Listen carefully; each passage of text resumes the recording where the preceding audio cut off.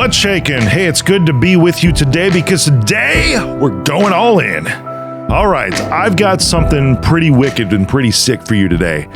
I've talked about before and thrown out a stat to you about education, right? College majors, the degrees, and today this is a topic that you're going to want to stick around for the whole thing for because is college worth it? Is it worth it? I've talked about this stat before, and this still remains true about to this percentage point that it's only around 26. So it's like 1 out of every 4 people after they graduate, have their bachelor's degree, are actually still in the field or even start working in the field that they got their degree in. It's stupid, right? Because they go through all these years and incur all this debt, and then they get to the point to where 75% of people don't even work in the field that their degree's in. And it's like, I racked up all this debt. What am I doing? 10 years from now, 20 years from now, it's like, why did I even go through that? You know, and I've heard all these other things like, well, college teaches you all these other soft skills, like building presentations and all that. It's like, my kids went through that when they were in 6th grade in school. Okay. It's a different world now. That's what I used to hear is that, you know, how to write papers and all this other stuff. My elementary school kids, when they were that age, learn how to do all that stuff and can write better than most adults. I don't believe that anymore. What I want you to do is have a successful life, and I want you to ask yourself the question because I cannot answer this for you. I'm going to give you some information today, and only you can make the choice for yourself. But I want it to be the truth, and the information is the best way. The truthful information is the best way, no matter what public media, mass media tells you about education, and even more so, whatever your parents think about it, or whatever the older generations think about it, if it's actually worth it for you. Okay, there are some industries, right? I just hired a controller for my public company. He has a master's in public accounting. Okay, there are some industries, and I'm giving you this as an example, as an accountant, you have to know these things. There's certain things you have to learn. Like GAAP best practices, you can look it up in order to have your chart of accounts correctly, in order to report things correctly to the SEC, which is what my company's involved in. We have to report audited financials to the SEC because we're a public company, right? This is a field that you absolutely have to have higher education for. You can't just learn this stuff on your own. But there are many traditional fields of major that it just doesn't apply anymore. And what sparked this, right? Because I've talked about this before, but what sparked this for me is that a couple weeks ago, I saw a CNBC article. Actually, it was on November 26th. Okay. So not that far back, November 26th, about the most regretted college majors. The 5 most regretted college majors. I'm going to give them all to you today and talk about it, but I want this to be just a self-reflection point, especially if you're still in it. Okay, if you're gone, you have your degree already, that's great. Maybe take an inventory and be like, am I one of those 75% that's not working in my field that I actually got my degree in? Or am I one of those 25%? If you are one of those 25%, that's awesome. Right? And because there's another part of this too, is that if you were, or if you are, that's the thing, is that your education doesn't stop there. It can't stop there. And you probably found out the hard way. It's that you didn't even learn all you needed to learn in college, right? That just gets you to like the starting line of those certain fields. Now you have to gain the experience afterwards. You can't just typically walk into like a 6-figure job right after you get your degree, because all you have right now is stuff in your head. You have to learn how to get it out of your head and actually apply it to what you're doing now. That's just the starting point. Okay, so are you one of the 75%, if you've already graduated, that is no longer in the field, or maybe didn't even start at all in the field that you got your degree in?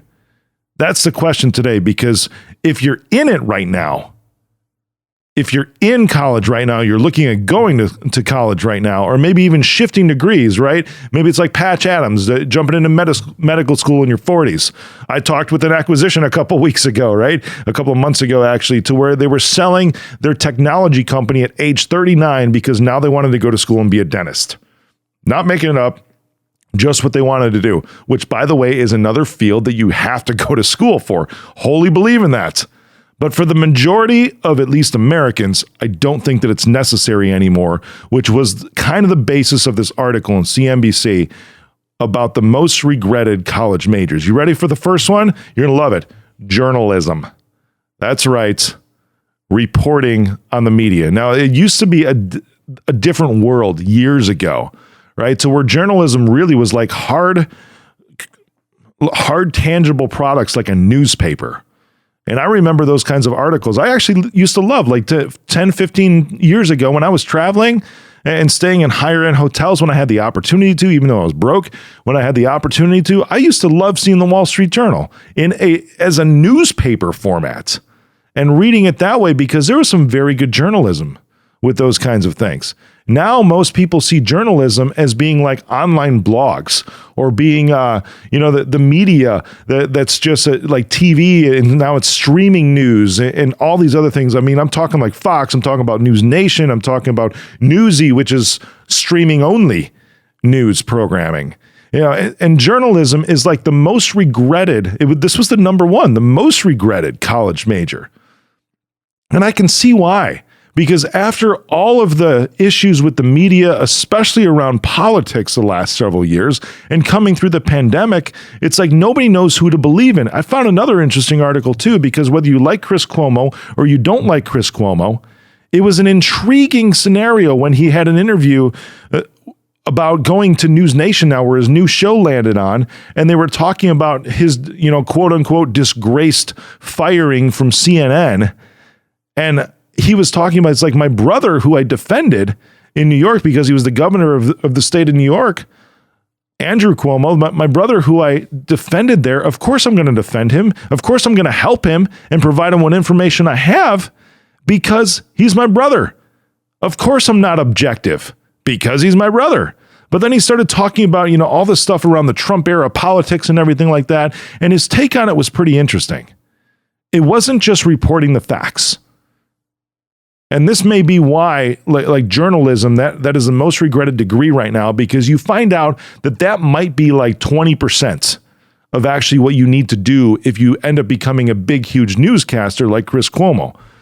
Because he said that I think that the American people demanded, because the Trump campaign and the stuff that he was saying going into the 2020 elections was so extreme on one side, that he felt like the American people needed to have a balance. This is what I took out of this article, that they were demanding to have a balance. And that balance, because of the Trump campaign was so extreme to one side, that the only way to balance it out was to be so extreme to the other side, because being moderate wouldn't have pulled it back and kept it in check enough. That's an interesting thought, isn't it? I'm not saying whether it was right or wrong. I'm just saying it's an interesting thought because it goes way beyond what you would learn in college as journalism. Way beyond. Just super interesting, right? Now, number 2 was sociology. I don't really know. I didn't look too much into that, but I remember I took a course in my first year of college. Now, when I say my first year, because I went to college for 2 weeks, okay? And sociology was one of them. I could see it benefiting how people interact a little bit, and how relationships take place. I mean, it might have changed a lot now in the last couple of years because we really got to see this nice, great worldwide experiment called a pandemic on how people interact under different kinds of circumstances and all that. But it's a regretted college major nonetheless. And my best guess as to why with this one is because money. I think sociologists are rather underrated, because it would be intriguing to have a really honest review of the last couple of years, which I haven't seen yet. It's been more like opinion and speculation, not by people who have actually studied the interactions of people. And I'm talking about even down to hybrid work or remote work, right? How did that truly affect the workplace? There's still just a lot of speculation right now, right? I still go back to like sales as an entrepreneur, and I still say that nothing closes like in person, right? You talk to large investors, they want to still meet you in person. And even with sales right now, the best sales are happening because people are getting back together in person. It doesn't matter which side you were on, or if you think that the vaccine's right or anything like that with the pandemic. There's this thing about people, they like to be next to each other. Okay, how do you have a romantic relationship?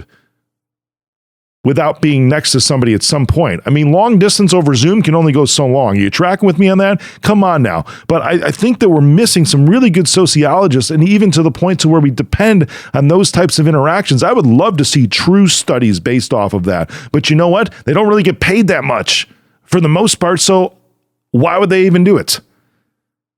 The number third one is liberal arts. It's interesting because like I just said, I went to school for 2 weeks, right? And I'm like, this isn't for me. And I just got into business and learned a lot that way in technology. Liberal arts. I got an invitation the other week. Somebody who was looking on my LinkedIn profile and seeing everything that I've done so far. And this was like always something in the back of my head. Like, I'd love to have an honorary doctorate someday, but I really don't know why. I just see those being given out. It's like, that's cool. And, I don't know if Kanye was given one, but imagine if Kanye had one. Maybe he did get one. I don't know. He's been in the news obviously a lot lately, not for very good reasons. But there's certain people that you're like, they gave that person an honorary doctorate? Come on now.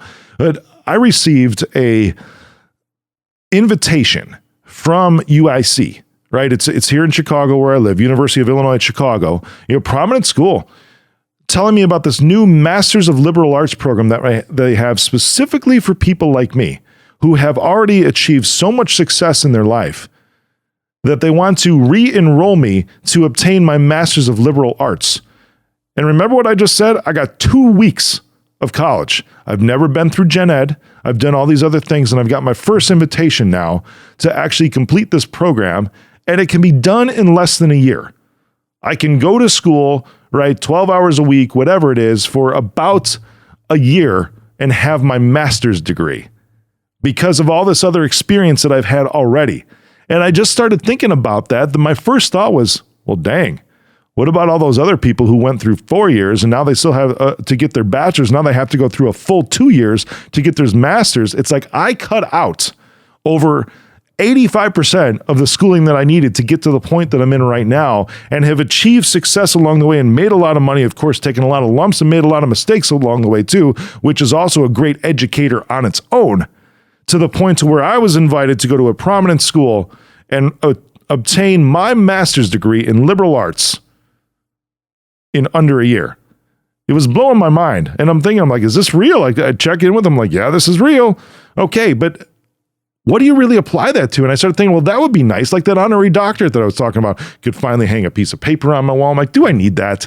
Would I do it for just ego? What in the world, right? But all those individuals, it's like, what's the application here?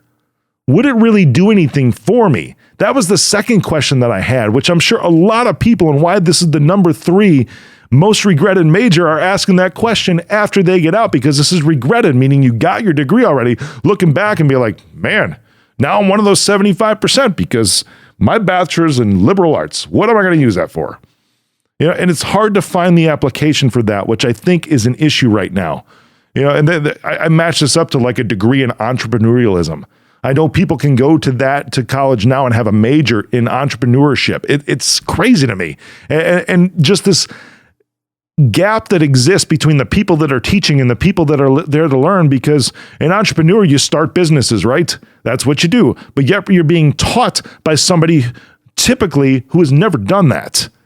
That was the intriguing part to me, is that you're learning from somebody who hasn't been down that road yet. They might have learned some stuff from a book, but when I came down to it again, it all comes down to the application, like the experience. That's the only way that you can be a true entrepreneur, is to actually freaking do it. And to take advice from somebody who's never done it before, that's bogus. Come on now. How can you actually take that seriously? Okay. The number 4th one, and this goes back to like the first one, I wasn't surprised to see this when I saw journalism is number 1, is communications, right? That's getting into more of like the TV stuff rather than written journalism and all those things, or how to actually maybe even be in PR, or somebody in public relations, whether it's an agent or whether it's actually a public relations vice president or whatever within a corporation. It kind of comes down to the same thing, because it's like the master of the spin. If you see a White House press secretary, they've probably gotten a degree in communications, right? Because it's not so much around actually communicating the truth anymore, which is, it pisses me off. But it's actually being able to spin things. And that's not really something that they're teaching. It's right. You get out of school with a degree in communications. Now you're being said, hey, this is the message that we need to put out there. So figure out how to do that for us.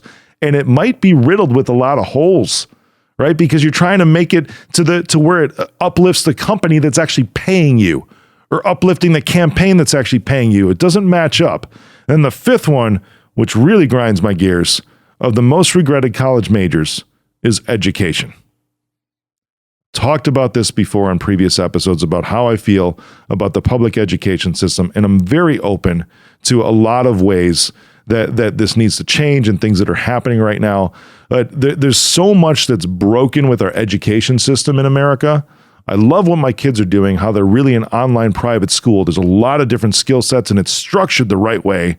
They're excelling. It forces them to actually learn real things rather than go through the motions like a lot of other people. They go at the pace that makes sense to them for their own brains rather than being limited or to the pace of other people that are in the class, or even more so sitting in class for hours on end for no apparent reason whatsoever.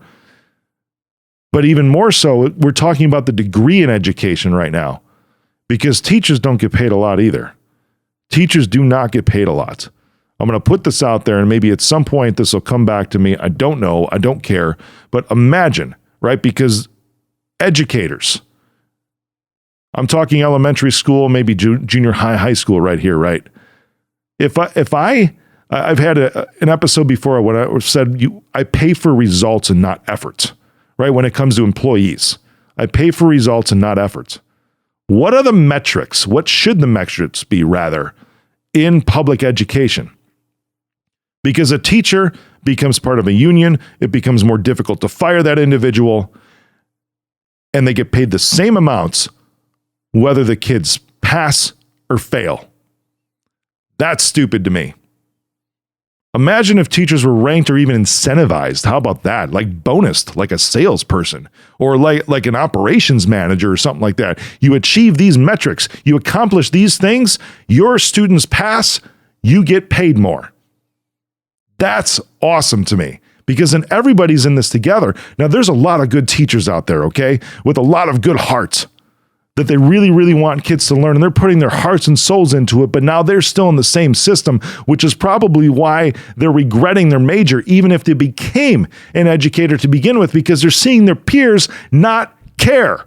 I had teachers like that. My kids had teachers like that just didn't care. They were around for 20 years already, and then they just said, well, I'm just showing up and doing my time because I got to put in at least 25 years to get my retirement. And all this technology stuff that's here, I'm still teaching the way I was going to do 20 years ago. Who cares about all this new stuff? Who cares about altering my methods because people have changed? Kids are smarter because there's a cumulative knowledge effect that takes place over decades. Kids learn faster every single decade because the amount of information that gets crunched into a shorter period of time keeps increasing in a very good way. That's how society itself moves forward.